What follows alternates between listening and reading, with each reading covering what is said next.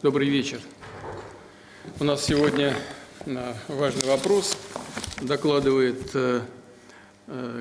Савельев Виталий Геннадьевич по вопросу о перспективах реализации международного транспортного коридора Север-Юг. Владимир Владимирович, да. До рассмотрения основного вопроса задать вам два вопроса.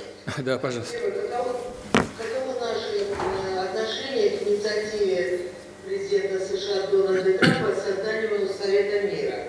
И второе, какие наши оценки и прогнозы, вообще наша позиция по ситуации вокруг Гренландии? Ну, конечно. Что касается Совета мира, мы действительно получили личное обращение президента Соединенных Штатов Америки Дональда Трампа с приглашением присоединиться к создаваемой по его инициативе новой международной структуре – Совету мира. В этой связи хотел бы прежде всего поблагодарить президента США за это предложение.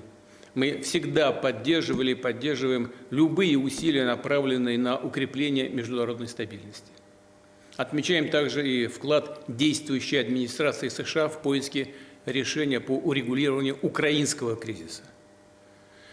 Что касается нашего участия в Совете мира, то МИДу России поручено изучить поступившие к нам документы, проконсультироваться на этот счет с нашими стратегическими партнерами, и только после этого мы сможем дать ответ на переданное нам приглашение. В сделанном нам предложении речь прежде всего идет об урегулировании на Ближнем Востоке и о поиске возможных путей решения насущных проблем палестинского народа и разрешения острейших проблем гуманитарной ситуации в секторе Газа. В этой связи отмечу главное. Главное заключается в том, чтобы весь процесс благоприятно сказался на долгосрочном урегулировании палестино-израильского конфликта, основанного на соответствующих решениях Организации Объединенных Наций, и чтобы были учтены, необходимо, чтобы были учтены неотъемлемые нужды и пожелания палестинцев.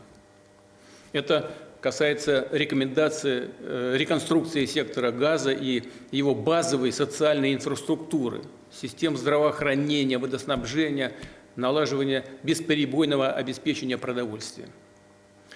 Поэтому уже сейчас, даже до решения нами вопроса об участии в составе и в самой работе Совета мира, учитывая особые отношения России с палестинским народом, мы могли бы, я думаю, направить в Совет мира $1 миллиард США из замороженных еще при прежней администрации США российских активов.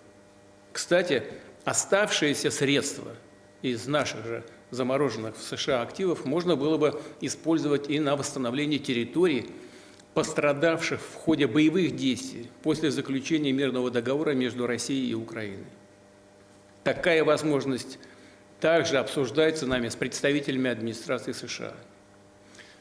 Планирую обсудить все эти вопросы с президентом Палестины Махмудом Аббасом, с которым завтра у нас состоятся переговоры, а также с американскими представителями Стивеном Уиткофом и Джаредом Кушнером, которые тоже завтра приезжают в Москву для продолжения диалога по вопросам украинского урегулирования. Вот что касается этого. Теперь по поводу Гренландии. Это нас не касается совершенно, того, что с Гренландией происходит. Но у нас есть опыт решения подобных вопросов с Соединенными Штатами.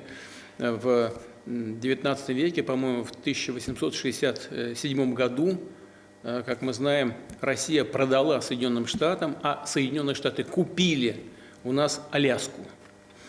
И если мне память не изменяет, площадь Аляски – это 1 миллион 717 тысяч квадратных километров, чуть больше. И Соединенные Штаты купили у нас Аляску за $7,2 миллиона США. Надо проверить, конечно, эту цифру, но, по-моему, так и есть. В сегодняшних ценах, с учетом инфляции за все эти многие десятилетия, эта цифра была бы 158 миллионов долларов.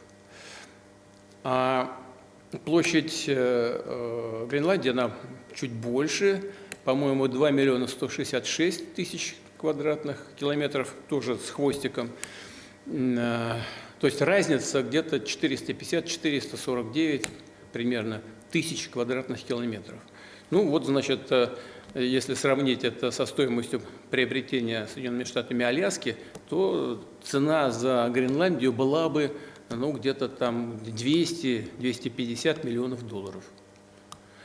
Если сравнивать с тогдашними ценами на золото, эта цифра была бы больше, наверное, к миллиарду. Но я думаю, что Соединенные Штаты потянут и эту цифру.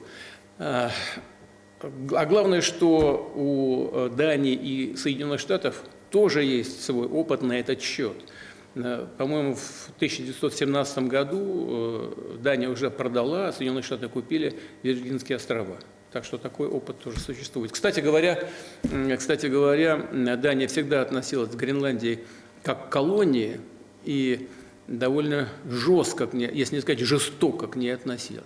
Но это уже дело другого порядка, вряд ли сейчас это кого-то интересует. Но нас точно это не касается. Думаю, что они между собой разберутся. Вот давайте перейдем все-таки к основному вопросу и предоставим слово вице-премьеру российского правительства Виталию Геннадьевичу Савельеву. Пожалуйста.